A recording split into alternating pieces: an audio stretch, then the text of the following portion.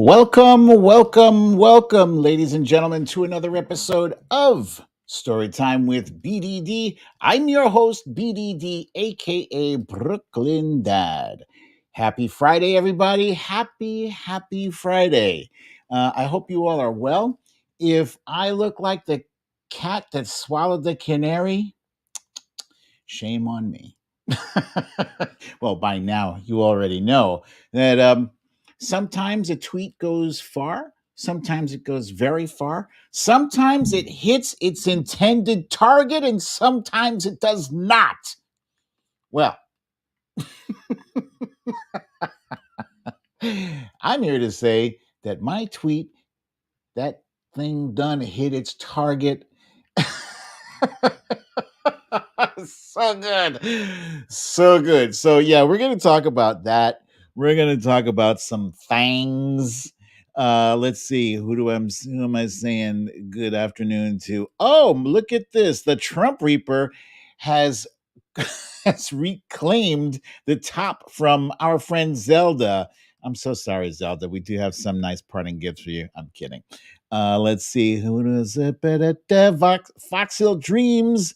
Sandra from Paramount, California. Valerie G is here. Ba-da-ba-ba-da-ba. I just heard somebody playing the violin to that Mario tune. Claudia's here. Meredith Powell.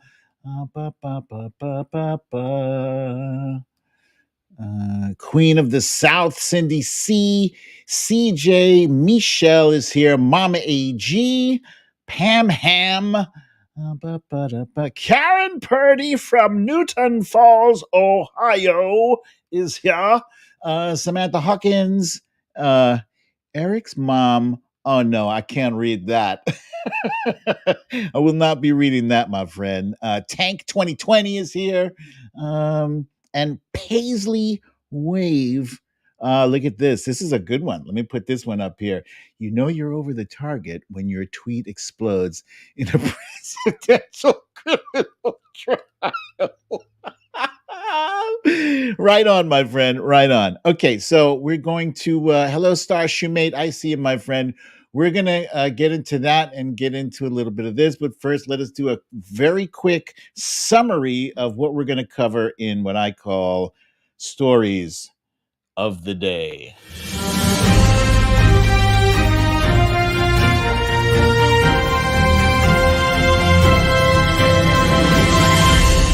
Stories of the day. Yeah, so the main well, first of all, the title for today's show is BDD takes down Trump with tweet. Hope Hicks, she gave some testimony today, and college Gaza protests. Those are major issues here. So yeah, the tweet in question was the one where I tackled Donald Trump over his idiotic comparison of himself to the legendary Nelson Mandela. Man, if you ever wake up in the middle of the night thinking that you dreamed about being half the man that Nelson Mandela was, boy, you better apologize. God damn it. The protests at the college campuses, they continue, but a bite has been taken out of a great deal of them as the police presence has tamped down on a lot of the activities. But the spirit of protest is important. I believe it does continue. And I also believe that there have been some outside agitators who have tried to discredit the movement of well-meaning protesters. We will discuss that as well.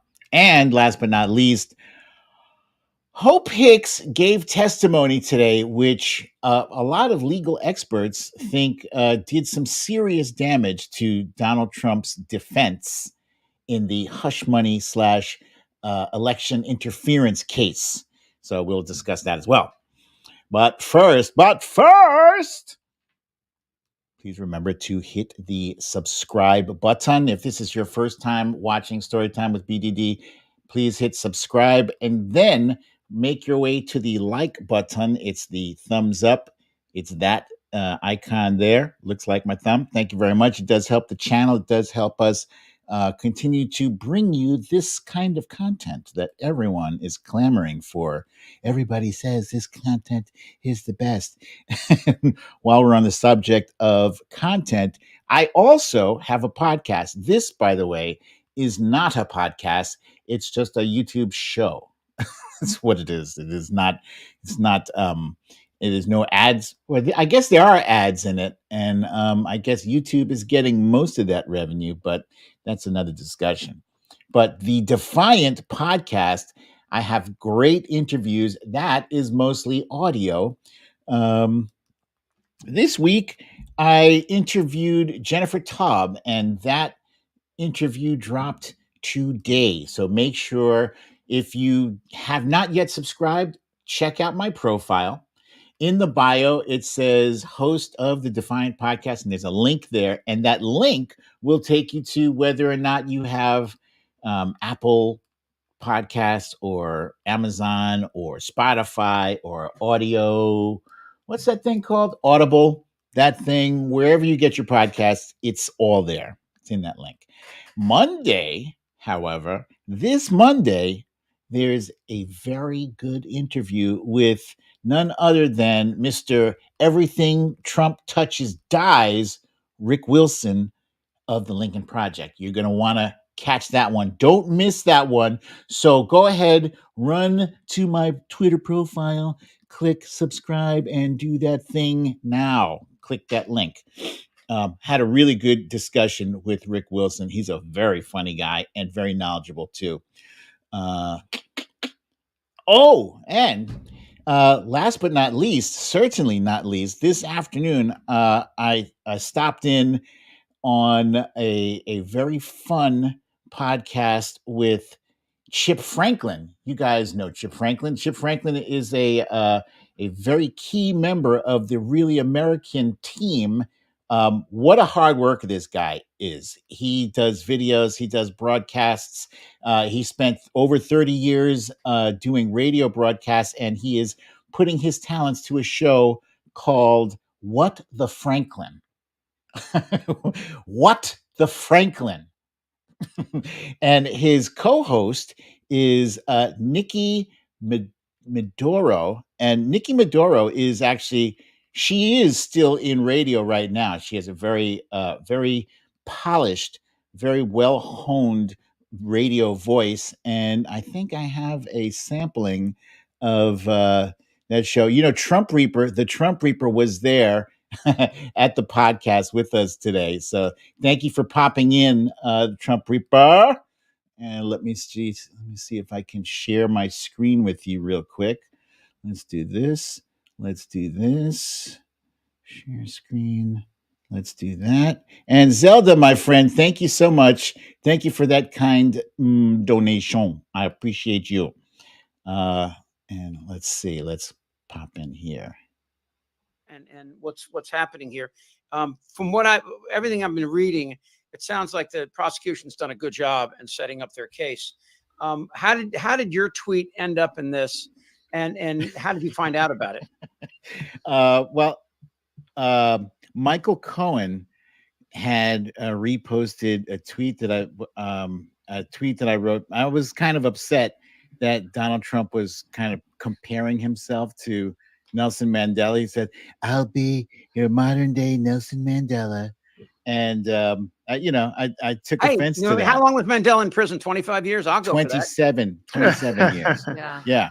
And so Grant Stern actually texted me, and he said, "Hey, did you see this?" And it was like in the middle of the afternoon. This had already happened in the morning because Todd Blanche, Trump's attorney, was trying to say that Michael Cohen should not be protected under the gag order. Okay. I don't want to show you too much because that's what we're going to talk about later in the show. But this show, I probably should have shared a different clip with you because it's a great conversation with some people who know a lot. If you saw in the upper right hand corner there, that was Justin, who runs Really American, and he just finished his law classes, his final law exams yesterday. So I can't say how proud I am of that guy. He is very young, he's very smart, and he is like what is powering this Really American thing. He came to me like, 4 years ago and said, let's do this thing. And I love his energy. I love his belief in America. So if you're not already following Justin Horwitz, please make sure you do so. He's a great guy. And I look forward to being on more shows with him and doing more things together. And Zelda, once again, thank you, my friend, for that kind donation. I appreciate it. Where was I? Oh, yeah. So we were talking about that show. Let's jump into some things that I'm happy about. I'm not going to spike the football, or I guess spike the basketball. There's no equivalent of spiking the basketball. But I will say this. I am also very proud of my Knicks, my New York Knicks. I have been waiting so long for a team that I can be proud of. Man, we don't even have Julius Randle, and we beat a very, very tough Philadelphia 76ers team yesterday, and I thought they were going to win. Honestly, in the last 30 seconds of this game last night, first I thought they were going to beat us. Then I thought we were at least going into overtime. Neither of those things happened. I'm very proud of this. I'm proud of this team. Oh boy, what can I say? Go Knicks. Now they're getting ready to face the Indiana Pacers, who just knocked off the Milwaukee Bucks.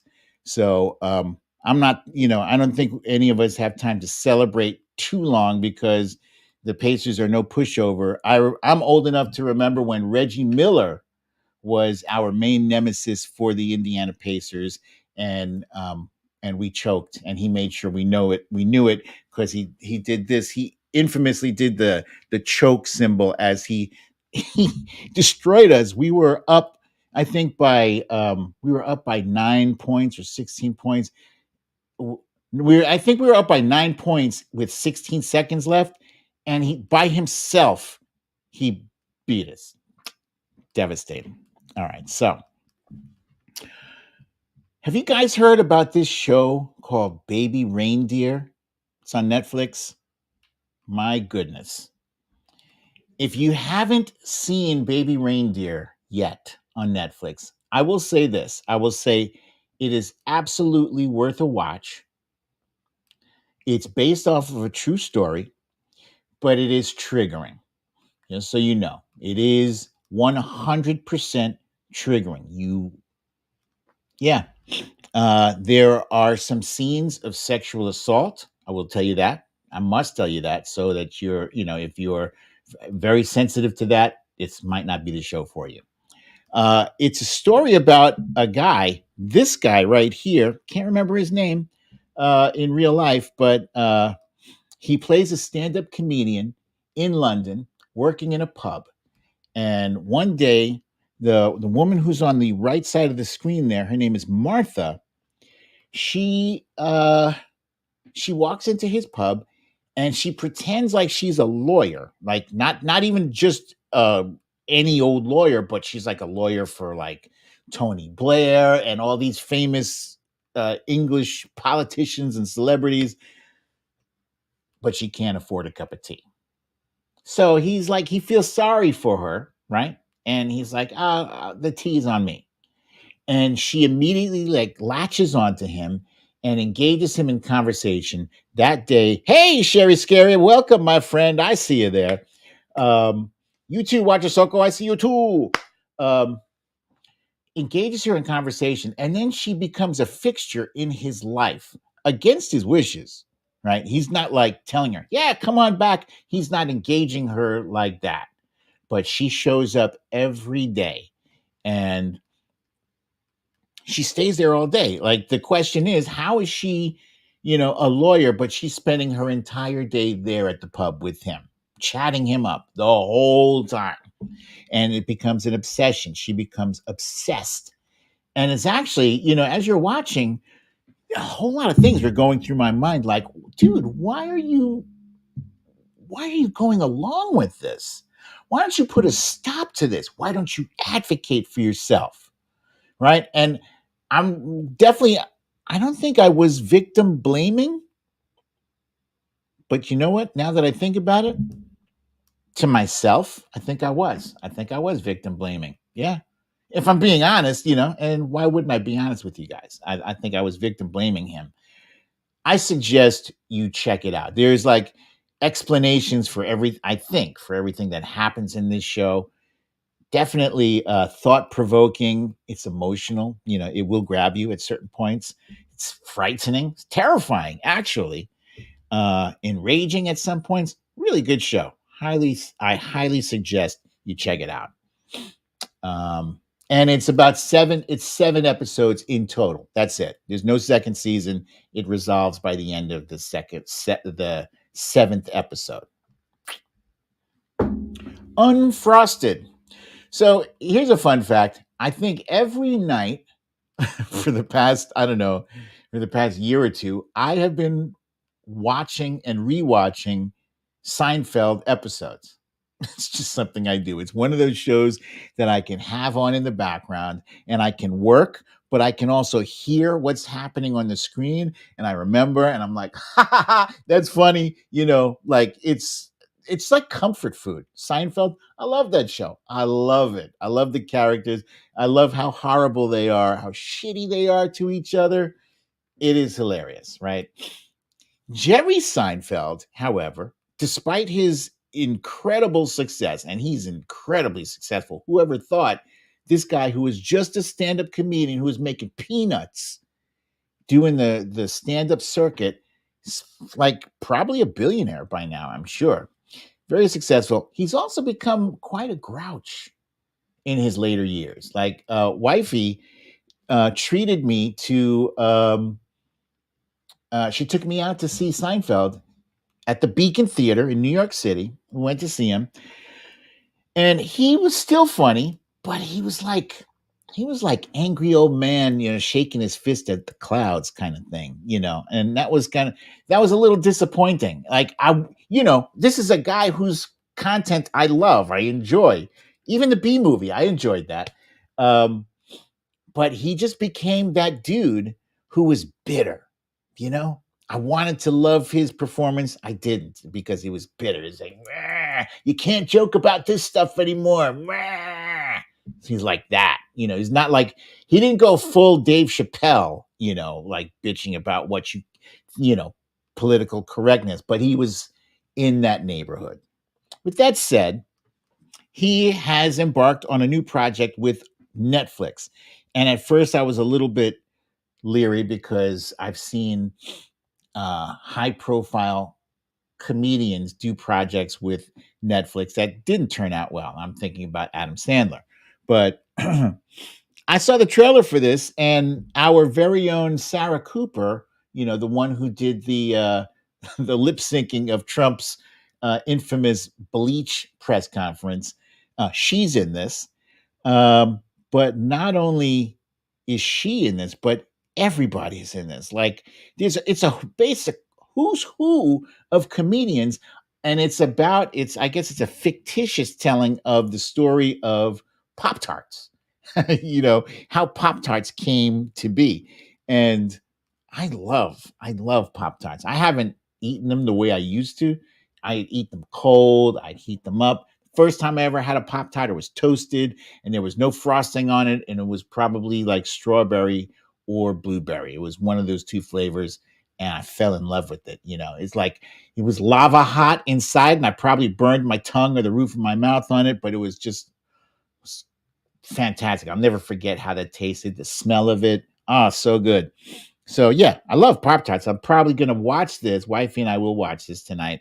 And who's in it? Melissa McCarthy is, I believe, one of the main characters. Cindy C. I've not gotten around the Carnival Row yet. But Melissa McCarthy, Jim Gaffigan, who is hilarious as hell, Max Greenfield, I probably will recognize his face, but I don't recognize his name. Peter Dinklage, of course. Tyrion from Game of Thrones. Christian Slater, Bill Burr, Dan Levy, James Marsden, Jack McBrayer, Thomas Lennon, the guy from Reno 911, Bobby Moynihan, Adrian Martinez, Sarah Cooper, on and on and on and on and on and on, with Hugh Grant and Amy Schumer. So I'm looking forward to seeing that. Oh, and check this out. Apparently, there are cameos from the soup Nazi who doesn't even look like himself anymore, if that's even him, Jackie Childs, who is infamously the poor lawyer who attempted to make Kramer rich, and Kramer kept screwing him up. And I'm not sure who that is on the far left, but I'm assuming she was also a character in Seinfeld. So this looks to be like a fun movie. Let's talk about President Biden. President Biden is pushing the ball forward. And actually, as we speak right now, I believe he is awarding the Presidential Medal of Freedom to none other than Speaker Nancy Pelosi, Rep. James Clyburn, and I want to say 19 people are getting this Presidential Medal of Freedom right now, this very second, if they haven't already gotten it. So well done. I think Speaker Pelosi is one of those, like, she's transformative. She's like a consequential figure in history, and that is something else. So yeah, she is. Wow. And just look at how the House is right now, the House of Representatives, and the disarray. And, she's had to deal with slim majorities as well. She still got shit done. She knows how to count those votes. She knows how to keep her caucus in line. And that's not easy to do. As you can see, it's kind of like, what do they say? Herding cats. It's like that. So congratulations to the Presidential Medal of Freedom recipients. Kudos to you all. Oh, and this was something phenomenal. Our very own Mark Hamill. It's funny. I feel like I can claim Mark Hamill because he follows me on Twitter, and sometimes he engages with my tweets and replies to my stuff. And I'm like, oh, my kid all over again. Luke Skywalker said something to me today. He was gifted. He was at the White House today, met President Biden. How cool is that? Luke Skywalker and President Biden. And perfect question from the Trump Reaper. Oops, here. Who doesn't like Mark Hamill? Who doesn't, right? And Hamill is a badass indeed. And so President Biden gifted Mark Hamill a pair of aviators. That's a very cool gift. And I don't know why he was there. Maybe it's because tomorrow is May the 4th. So remember, cue up your May the 4th be with you tweets. And you probably want to direct them at Mark Hamill, and he'll be What's cool about him is that, like, he reached out to me when I was like, I had some followers, but I didn't have like 1 million. I didn't even have 100,000 yet. I was like, I was up and coming, and that brother reached out to me, and I'll never forget it. Like, I just lost my shit. So cool. It's very cool. And then the jobs numbers came out today, 175,000 jobs for the month of April. Now, that said, it's not like, a previous month where, he's racking up 300,000 jobs, 400,000 jobs. In fact, President Biden is averaging around 400,000 jobs per month, which is insane, right? Those are insane numbers. That said, President Donald Trump earlier today gave one of his deranged speeches at the courthouse where he is every day. He's at court because he's a criminal. And he was like, oh, the numbers came out. The numbers are really bad. It's horrible. Sorry, but okay, well, maybe he was talking about the fact that unemployment ticked up from 3.8% to 3.9%. So what does that mean? It highlights the fact that unemployment has been under 4% for the past 27 months. The last time that happened, we hadn't even put a man on the moon yet. Okay, it's like a 70-year record. Okay, and remember I said President Biden's average has been 400,000 jobs per month. Donald Trump's average was 175,000. Donald Trump also left office in the hole on jobs, minus something like 2-point-something million jobs. Not a good number, dude. Not a good number. In fact, he's the only president to have left office with fewer jobs, and he came in since Herbert Hoover. So congratulations for that dubious honor. Let's see. Somebody, oh, wait, we can't. All right. Tour to Save Democracy. The Tour to Save Democracy is an initiative being undertaken by a young man, by Gen Z, but it's a young man, and I can't remember his last name. I know his first name is Sam. Let me look it up here. Sam Schwartz. Sam Schwartz is Gen Z. He's college age, and I was just talking to him the other day, and he says he wish he didn't have to do this. He wishes he could just do the sort of things, and I'm going to show you who he is in a minute. He wish he could do the sort of things that people his age are doing, right? They're doing, spring, what's that? God damn it, what's the name of the spring?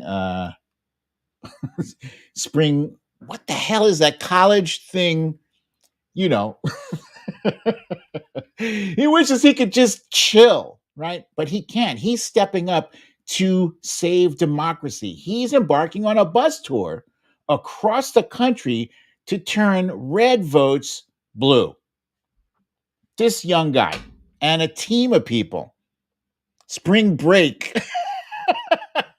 Thank you, Cindy Z. I love you guys, man. You guys jump in and save me. All right, I want to share with you this video that was put together with the help of 11 Films. 11 Films, by the way, is fantastic. They are the folks that work with Don Winslow. You guys know author Don Winslow. They work with him a lot and produce a lot of the fantastic pro-democracy videos. And they were kind enough to help Sam out with his video. This is Sam Schwartz's video, not that. It's this one. Let me share this with you real quick. My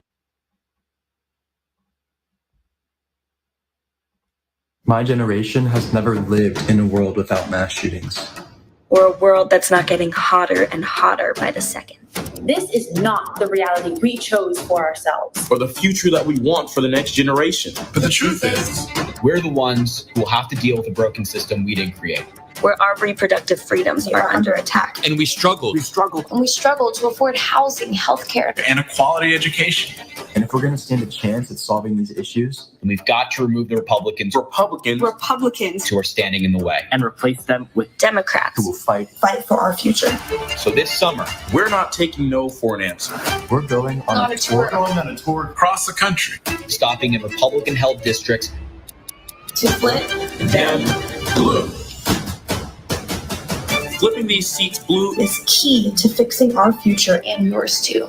Simply put, Republicans don't care about our voices or our lives. And as we speak, They're coming for each and every one of our freedoms and blocking all progress. But when we win, we can finally turn ideas into action and movements into policy. But it won't be easy.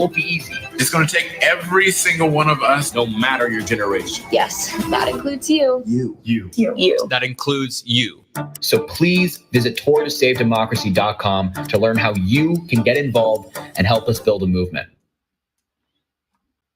Powerful, powerful, powerful. That was tourtosavedemocracy.com. Do me a favor, do Sam a favor, do our kids a favor, do Gen Z a favor.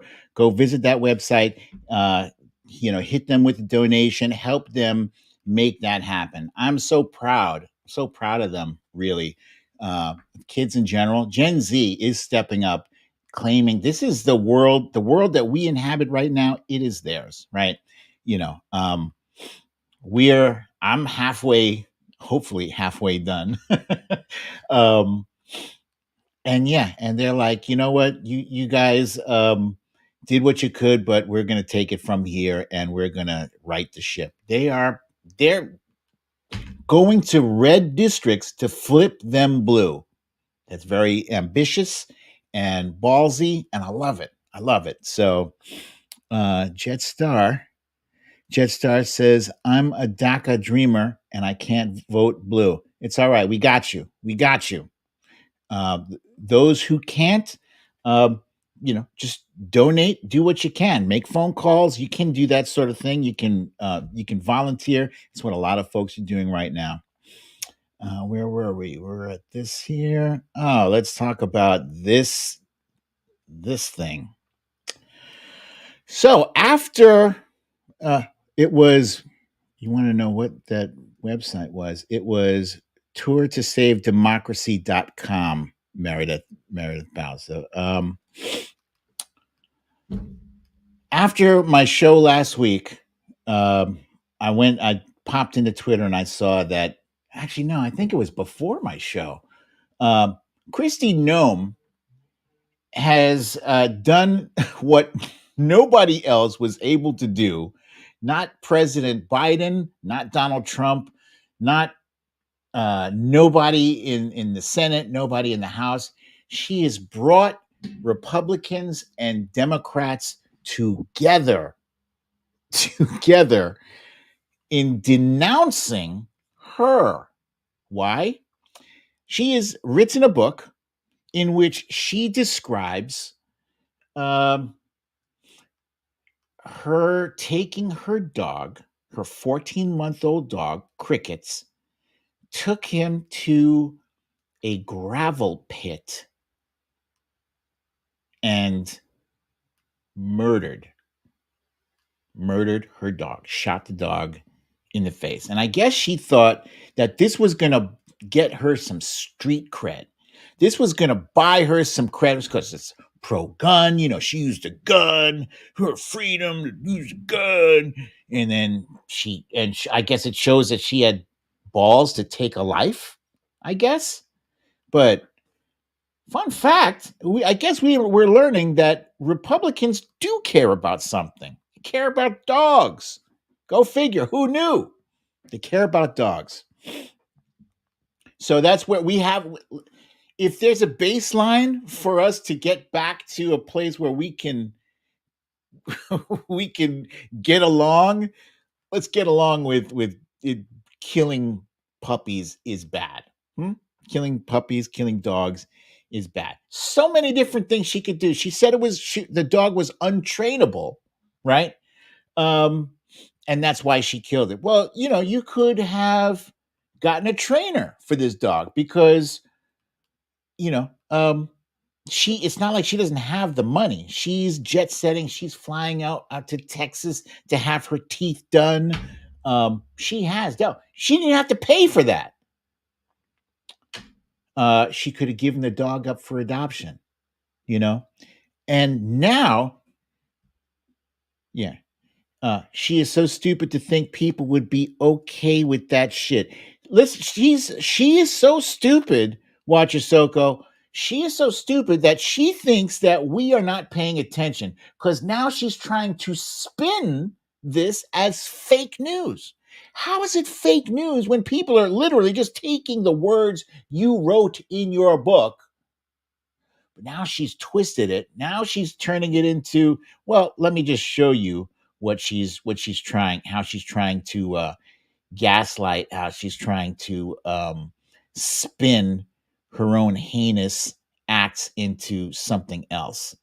She's so bad, she got community noted in this video that she posted on the Hannity show. Well, Sean, you know how the fake news works. They leave out some or most of the facts of a story. They put the worst spin on it. And that's what's happened in this case. I hope people really do buy this book and they find out the truth of this story, because the truth of this story is that this was a working dog and it was not a puppy. It was a dog that was extremely dangerous. It had come to us from a family who had found her way too aggressive. We were her second chance, and she was, the day she was put down was a day that she massacred livestock that were part of our neighbors. She attacked me, and it was a hard decision. And the reason it's in the book is because this book is filled with tough, challenging decisions that I've had to make throughout my life. And I hope that people understand from this that what the point of this story is that most politicians, they will run from the truth. They will shy away and hide from making. All right, enough of that bullshit. Massacred? She said the dog massacred livestock? Are you fucking kidding me? Come on. What was she, sitting in a clock tower with an AR-15 pointed at a crowd of livestock? That's idiotic. She didn't write that in the book. That's not how she characterized it at all. It's horrible, horrible. She is, in fact, so horrible. You know, how horrible is she? She's so horrible that even Cat Turd, you guys know Cat Turd. He's like the super ultra Trump fan. Cat Turd. Cat Turd. Why would you name yourself Cat Turd? Really? He's famous. He's on the right. He's very famous. There's nothing, he wrote, this is what he tweeted. There's nothing you can say to justify shooting an 18, and it wasn't even 18, it was 14 months old, 18-month-old puppy in the face and killing it. Nothing. I don't give a fuck what it did. That's Cat Turd. When you've lost Cat Turd, you know, the bar is very low with that guy. You lost him, you've just lost. Yeah, no, that's not really him. Somebody AI'd his appearance. I believe they made him look a little heavier than he is in real life. Let's talk about protest. Probably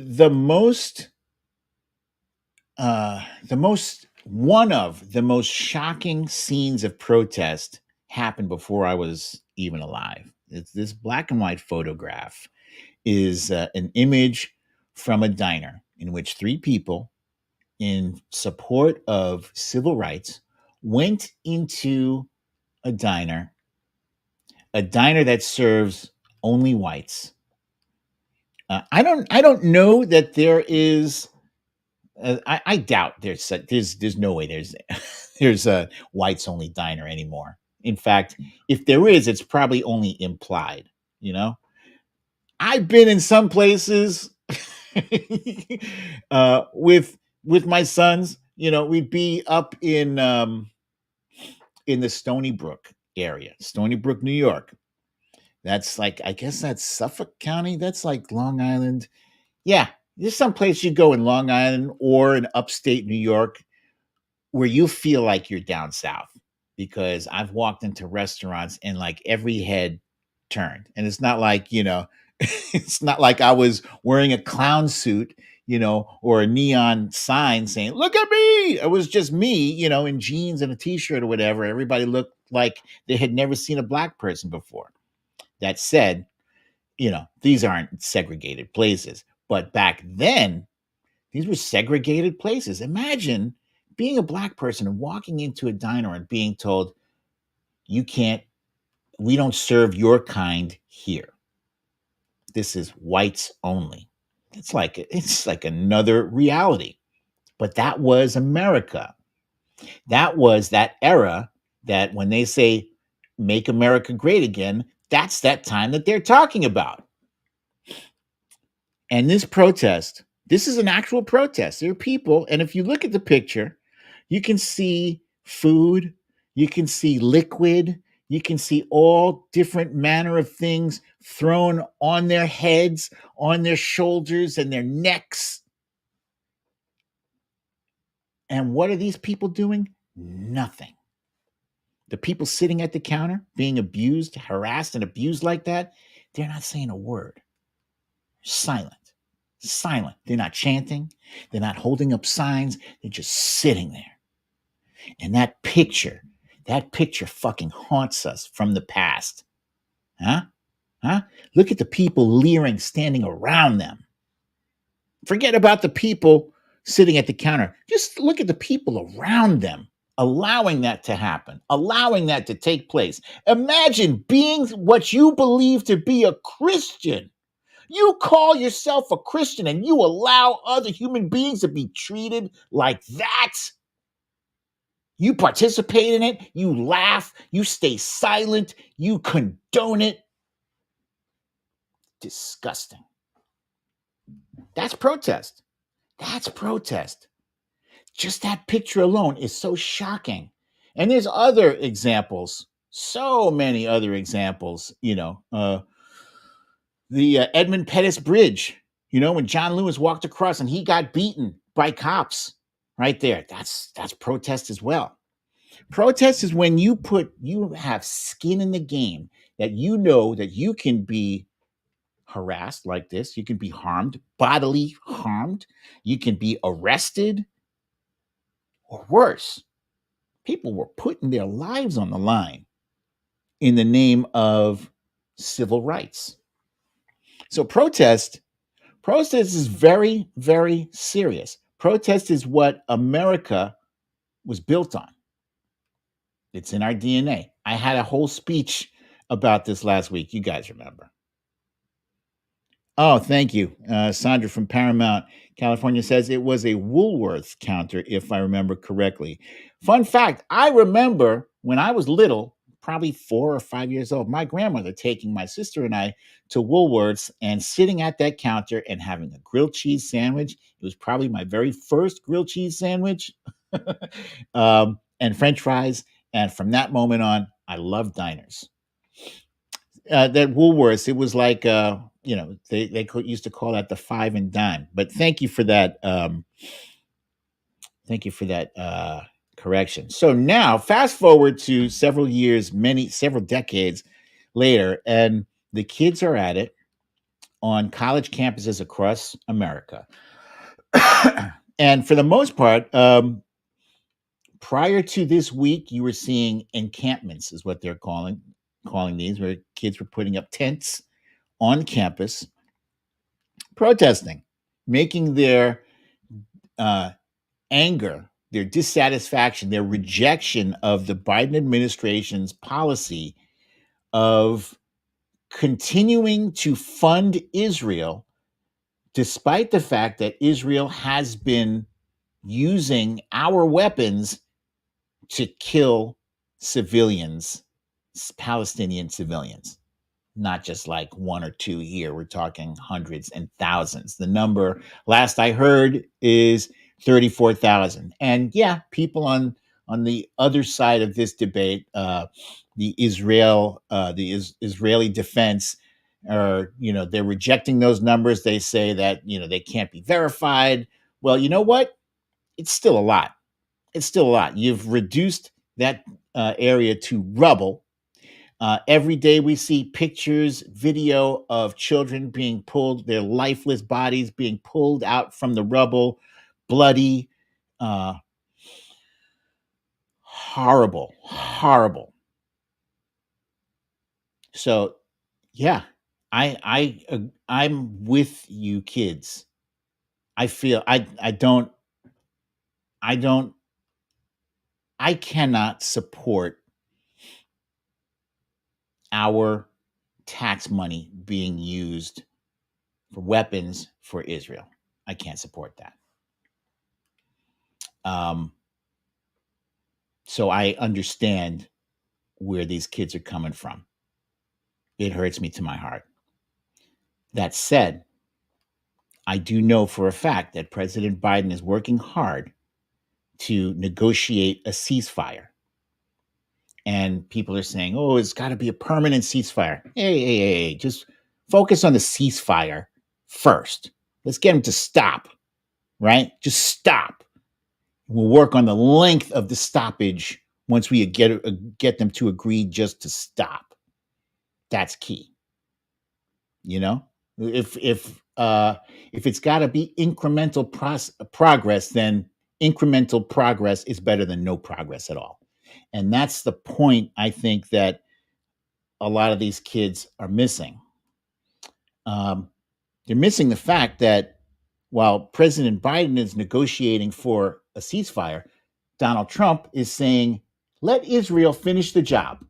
Let them finish. What does let them finish means? It means I don't give a shit about the thousands of Palestinians who are being killed. This is a choice, folks. This is your choice.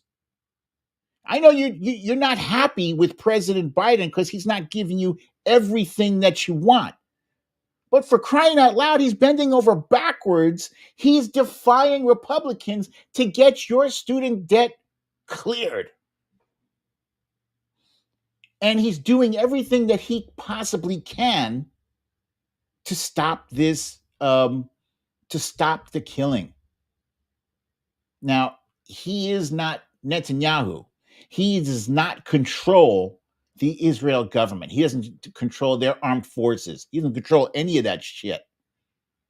Right now, it's Netanyahu who is holding on for his political life by continuing to prosecute this war. He's continuing to massacre civilians. That's him doing that. It's also not the students. It's not Jewish students in your college who are ordering missile strikes. It's not them. So don't take out your anger on them. Don't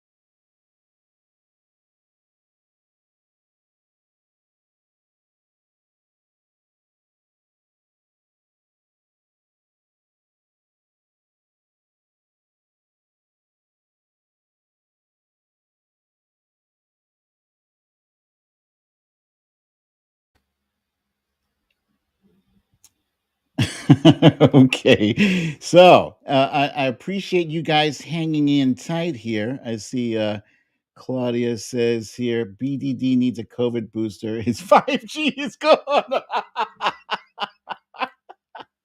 Yeah, I don't know what happened. I was on a roll there and I was talking about I was talking about, you know,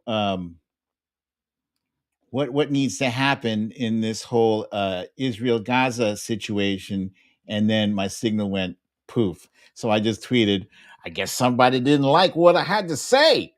It cut my power and internet. That's crazy. But yeah, so we are back. Thank you for hanging in there and waiting for me to return. Let's see if I can there we go. Let's see. Let's put this slide. Where were we? We were out there. Look at that. Look at how good I am.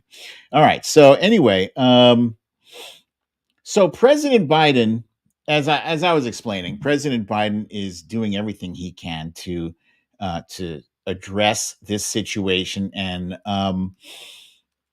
you know, he's not perfect. This policy is not his, by the way. It's United States policy. It's not, President Biden walked into office and said, you know what, from now on, we are always going to give support for weapons to Israel, no questions asked. That's not his policy. This is something that every president has had to deal with for, I don't know for how long. But maybe it's time. Maybe it is time to revisit this policy now and say, you know what? We're going to do something a little different. Until Netanyahu is replaced, we are going to make our support for military weapons conditional. Conditional. Change it, see what happens. I think personally, as I said, I think President Biden is doing what he can, but I think, maybe he's got more leverage than he thinks he does. That's what I think. Frozen 2 Electric Boogaloo. I'm curious to see what did you guys see while I was poof? Was it just an empty screen? Was it did some music come on? Da, da, da, da, da, da. Anyway, before I digress too much. So President Biden yesterday made a speech. Let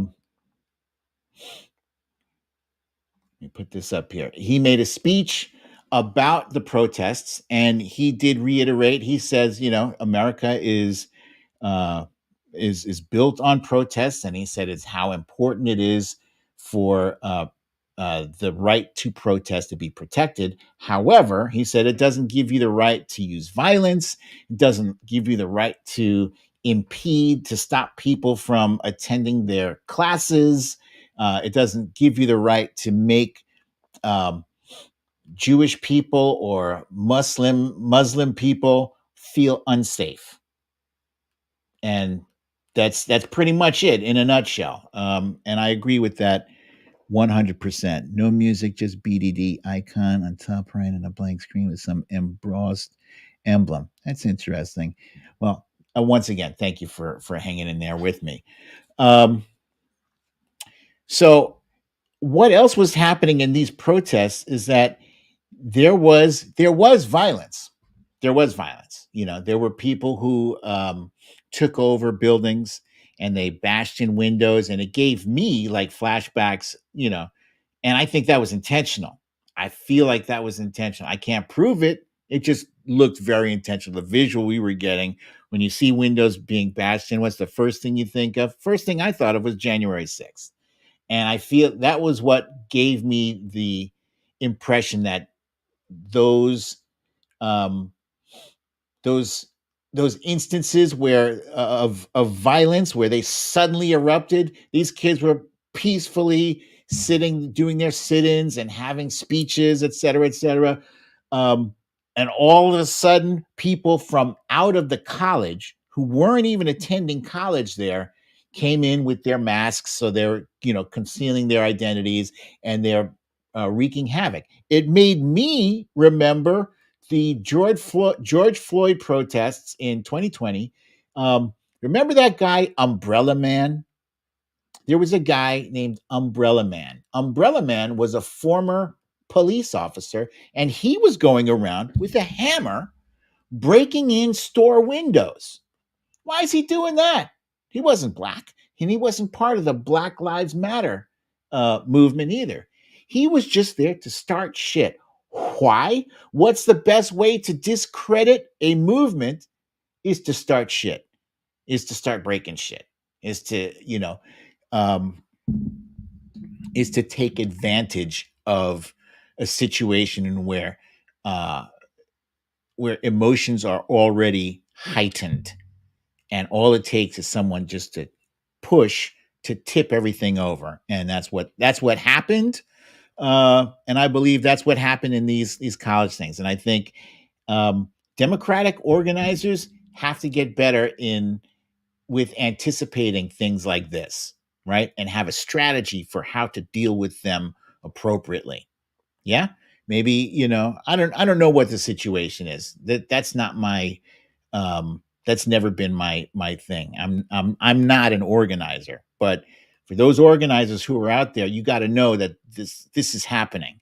And Republicans in particular, this is something that I talked about with Rick Wilson, specifically this. He said that the people that Donald Trump is surrounding himself with right now are very, very, very, very, he used like 10 verys. He's like, they're very, very smart. They're not the same people who were with him the first time around. Beware of that. That whole Project 2025 thing, it's next level evil. So this is what we're dealing with. I think it's important to hear what the kids who are protesting want. They want their universities to divest from Israel. And what Jennifer Taub explained to me, I think it was Jennifer Taub explained to me, oh no, you know what? It was somebody else, but somebody else had told me that divesting will hurt the two-state solution movement somehow. But even there, maybe they don't have to completely divest. Maybe they can partially divest. There are ways. I think there was one university that had already, I can't remember which university it is, but it was just yesterday or the day before, they had already come to an agreement that in October they're going to have a vote about what they're going to divest from, something like that. Cindy C, great comment. The worst thing about this is news carries fast. These protests are now being sprung up in Australia too, all part of Putin's plan to cause dissent in democracies. Yeah, indeed. And so another thing I asked Rick Wilson about, I asked him, did he think that President Biden stepped up and addressed these protests in time? Because I remember hearing rumblings like, "Where's Biden? Why isn't he addressing the situation?" And Rick Wilson said, when it all, when it's all said and done, nobody's going to wonder, or nobody's going to look back and say, "Was he there in time?" It just matters that he was there, that he stepped up and he said something. So that's good. And now let's talk about this court this court tweet. So yesterday the two sides, the prosecution and the defense, had met with Judge Merchan, and they met with him because Donald Trump has yet again violated his gag order. Not the 9 times that he got charged $1,000 per offense. It's for a total of $9,000.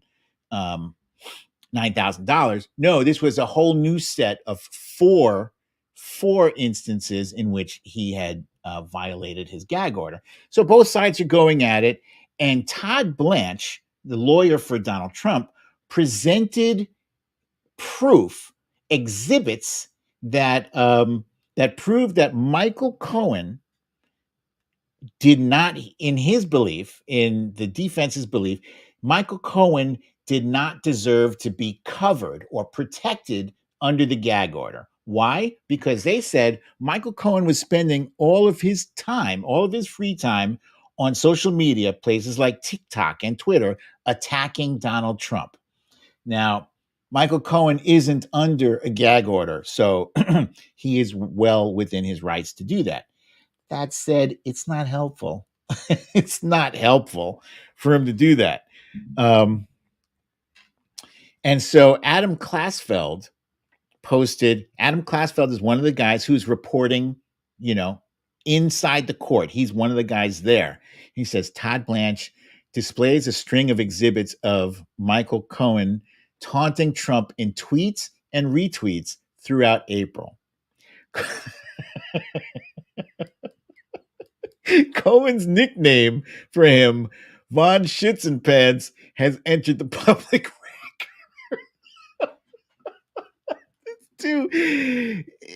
That is a beautiful, beautiful nickname. I've been on Michael Cohen's, excuse me, I've been on Michael Cohen's podcast a bunch of times, and that is one funny dude. Very funny.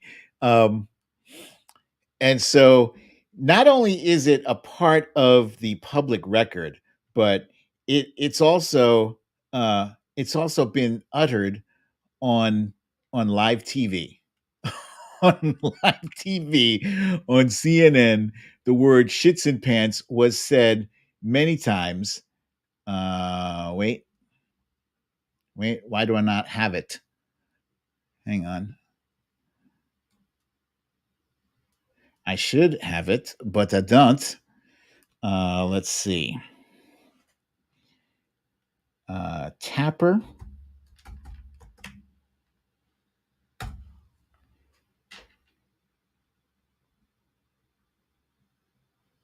Yeah, it's this one.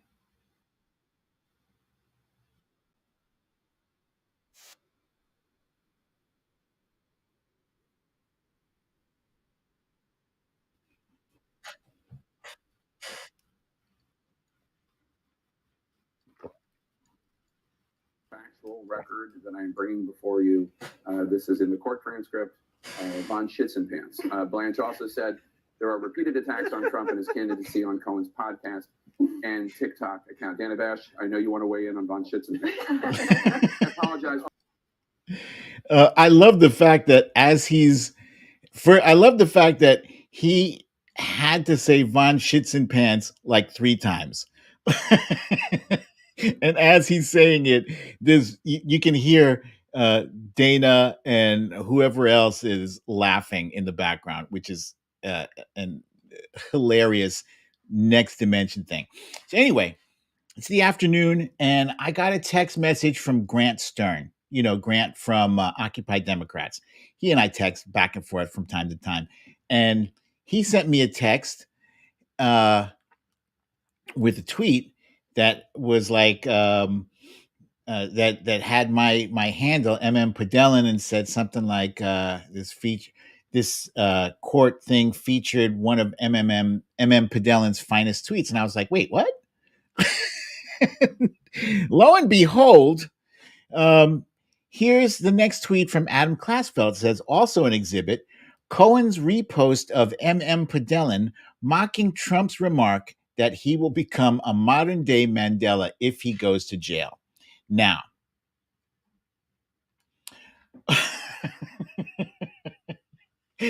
I think it was last week. No, it was 2 weeks ago when they were doing jury selection.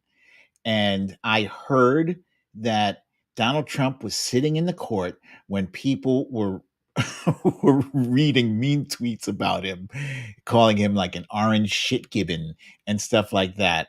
And I remember thinking, wow, I wish I could be in the court just to see his face when those things are being read. But I never dawned on me that it was possible that they could be reading my tweet. My tweet, God damn it, to his ass. And like this tweet was worded so perfectly so perfectly. I'm going to share it with you. In case you haven't seen it. Donald Trump has said a lot of things that are absolutely disgusting, like calling our veterans suckers and losers, bragging about sexual assault, calling migrants animals and vermin, but comparing himself to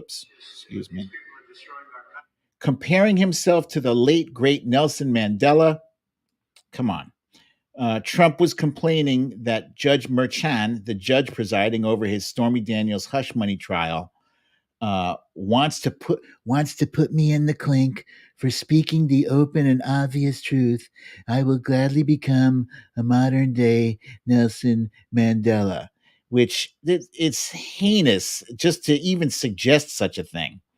Nelson Mandela, who fearlessly fought the apartheid state and gave up 27 years of his life for the cause, that Nelson Mandela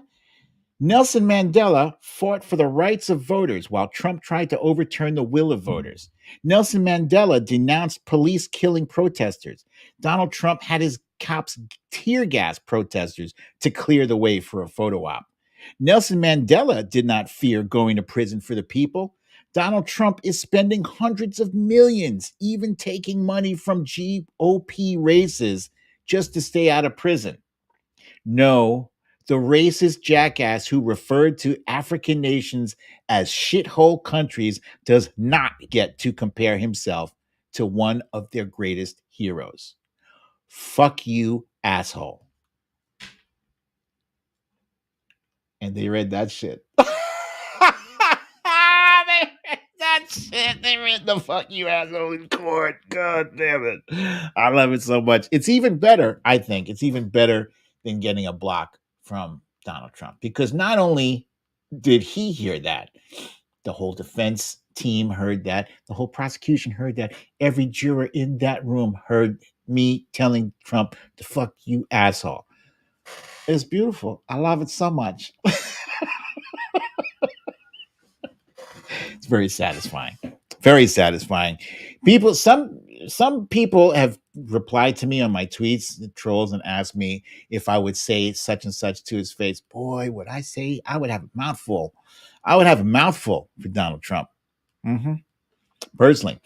But and no, Venom Riot, I am not blocked by him. No. It was one thing that had always vexed me.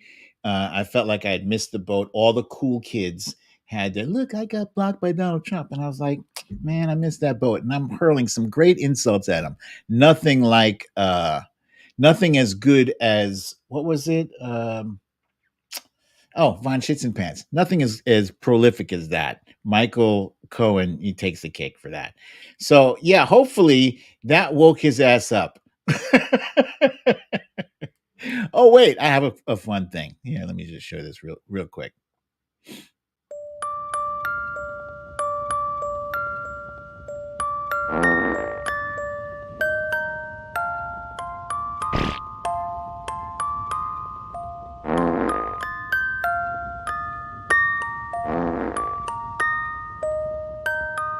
Wake up! Hey,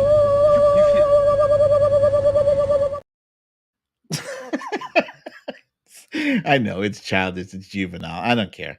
So yeah, hopefully, I know that he heard my tweet, and I hope he had this look on his face at the end of it. Let's move on to the major testimony that was given today by Hope Hicks. Hope Hicks was Donald Trump's, I wouldn't say right hand, because at one point that space was occupied by Michael Cohen. But yeah, actually, she was a very close confidant. She was a staple in his universe. And so she was called in as a prosecution witness. And frankly, I wasn't really all that impressed with her testimony. Like, she was really shitting on Michael Cohen quite a bit today. And because I wasn't reading between the lines, I didn't understand why this was good for the prosecution. Um, she, in fact, in one instance, she did make a point of saying that Michael Cohen was not the kind of guy to, excuse me, to offer to pay $130,000 to, he had to take out a loan on his home, a second mortgage to pay $130,000 to Stormy Daniels. She said that wasn't his thing. He wasn't selfless like that. He wasn't that kind of guy. He was selfish. And I guess that helps because it shows that that Michael Cohen did not want to do this. He didn't want to do this, but it also it shows that that Donald Trump wanted him to do that. So other things that she said, made me raise an eyebrow. She called Michael Cohen Mr. Fix-It, but only because he broke everything. She said she had only been in one political campaign, and it was a great one. Like, like I said, all these TV pundits were impressed with her. I wasn't, frankly. Here's a woman who seems intelligent, but she hung in there with Donald Trump throughout his entire time in office. The only thing that put her off was January 6th. He was already horrible long before that. He was horrible,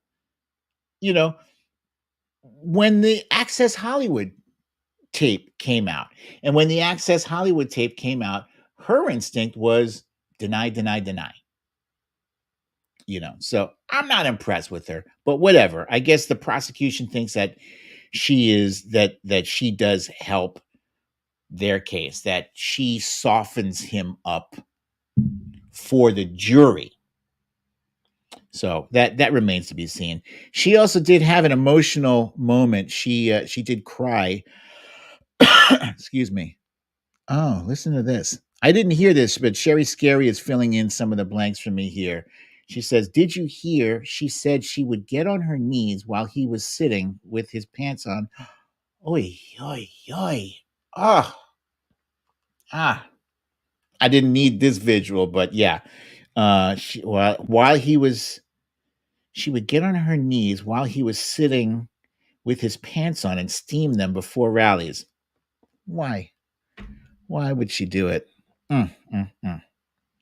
Yeah, no. But I didn't hear that, but thank you for that visual. Yeah, we'll see. We'll see how much this helps or hinders the case. They wrapped. They did finish the testimony. She cried shortly after the defense began their cross-examination, and they asked her if he had ever helped her family, and then she broke down because he did apparently help her family. I think he helped her family get jobs, and that's what they do. They do that sort of thing when you are willing to bend and break the rules on their behalf. Yeah, they're willing to help you out with things like that.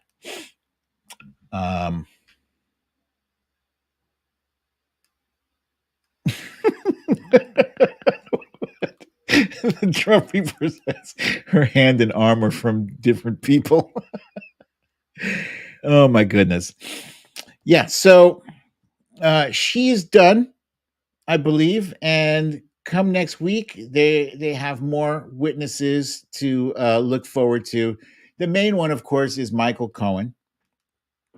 And it looks like he's in for a rough ride. I don't care what anybody says about Michael Cohen. I feel like this. That man has done his time. right? He was convicted for this crime. He and he alone was convicted for it. He did his time, and not only did he do his time, but then he testified before Congress, knowing how vindictive Donald Trump is. So he was already doing that at great personal risk to his own safety and his family's own safety. He stepped out there when so many other people, professionals, politicians, other people would not cross him. He crossed them. He's a guy who was right there, his inner circle, and stepped out and says, yeah, I'm going to step out and say something.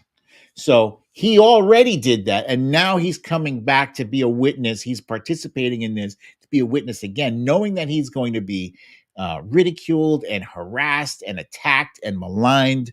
So, you know, I take my hat off to him.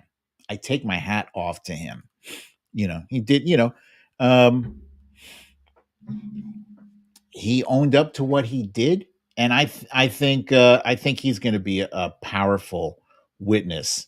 I do think if you're watching, Mike, chill out on posting the social media posts. Chill out. Just wait. At least just wait a few more weeks until they're done with you, and then go nuts. I love the nickname of Von Shits and Pants. That is top notch. Top notch. So yeah, you guys, that is that's the content. That's what I have for you today. Do you guys have any questions for me before I wrap? Because you know tonight is it's Friday night, and that means it's pizza and movie night, and I will be watching that show Unfrosted, that movie. Already finished watching Baby Reindeer. Oh, and started watching sorry, Cindy. I have not started watching Carnival Row yet, but also started watching a show called Billy the Kid. It's about Billy the Kid. I love those old timey shows.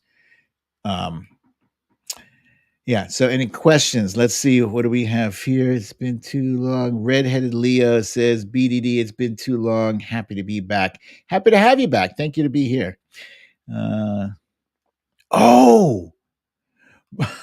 Marie from New Jersey says, we've been watching From. Okay, I have started watching that too. If I didn't tell you guys about this shit yet, holy cow, From is insane. The show is insane. I'm only about 2 or 3 episodes in, but it's a town, right?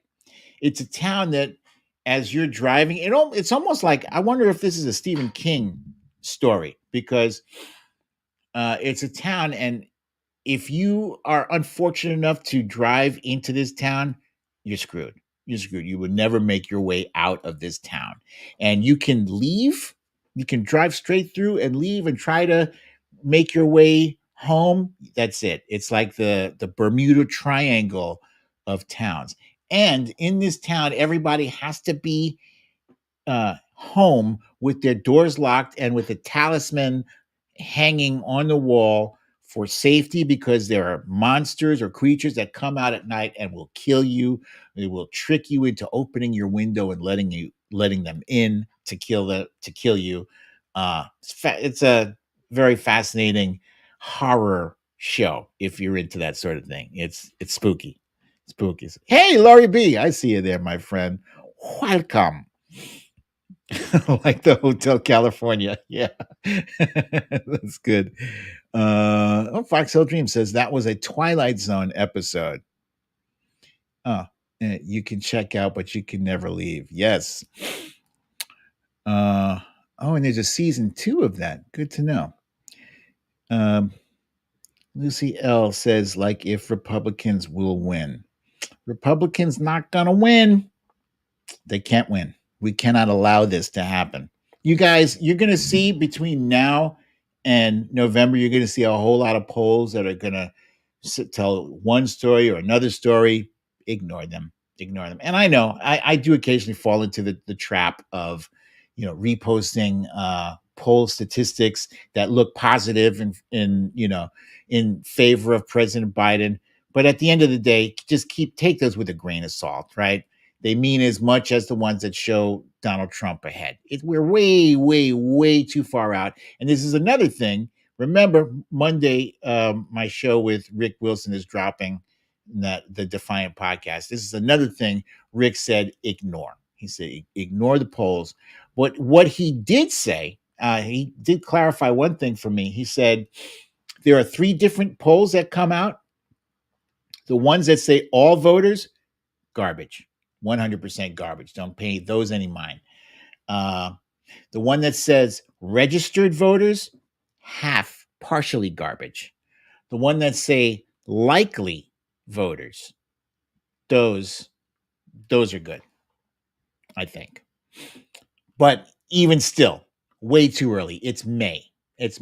When we're closer, once we're past, here's what I believe. Once we are past the Democratic and Republican conventions, once the nominations are official, that's when people will start to really pay attention. They will be locked in and crossing their T's and dotting their I's. So until then, don't freak out about anything, you guys. And thank you again for joining me for another episode of Storytime with BDD. I'm your host, BDD, aka Brooklyn Dad. And guys, I appreciate you. I appreciate you all. Stay up, stay positive, stay engaged. And I look forward to seeing you all here next week, same time, same place. I love you all. Peace.